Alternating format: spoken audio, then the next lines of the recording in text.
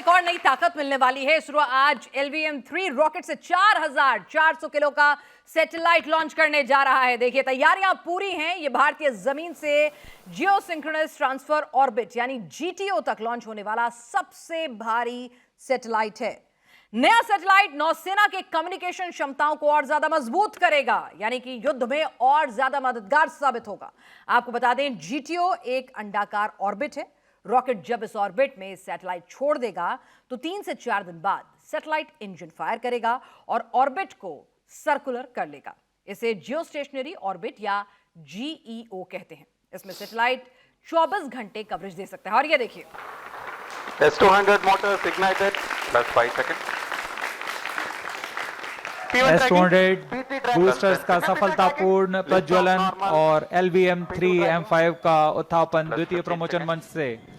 We have a magnificent liftoff, the LVM-3 M5 CMS-03 mission in the air.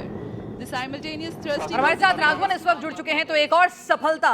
Raghavan, हम यहाँ पर युद्ध की रणनीति की बात कर रहे थे, जिस तरह से लगातार एक्सरसाइज चल रही है, और ऐसे में इस सफलता से भी इनकार नहीं किया जा सकता, क्योंकि लगातार हम कह रहे हैं कि आने वाला युद्ध जो है उसमें स्पेस टेक्नोलॉजी एक बहुत बड़ा रोल प्ले करने वाली है, और उसी की दिशा में एक और कदम है। समझाएं जरा हमें।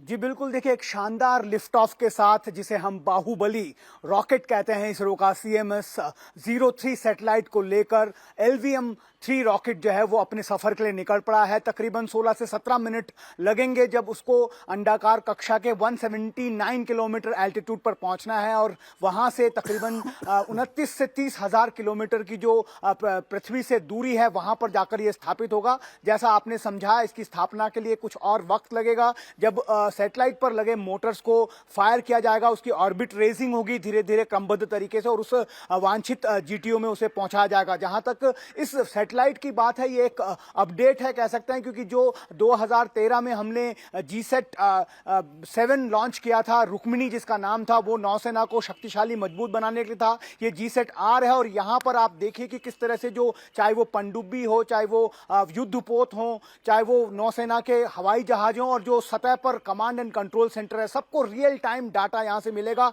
अब तक हम इसके लिए दूसरे देशों पर निर्भर थे, और अब हम खुद इसकी काबिलियत पाने वाले देश बनने जा रहे हैं। साथ ही यहां पर यह कहना भी बहुत जरूरी है, पिनास की जो भारतीय सेना है उसकी सामरिक क्षमता को बढ़ाने की दृष्टि में ये जो सैटेलाइट है ये बहुत ही महत्वपूर्ण भूमिका निभाने जा रहा है। और तकरीबन 16 मिनट के बाद ये जो प्रक्षेपण का काम है ये पूरा हो जाएगा, और 5 से 7 दिन लगेंगे जब ये तीसरी आंख हमारी भारतीय नौसेना के लिए तैयार हो जाएगी।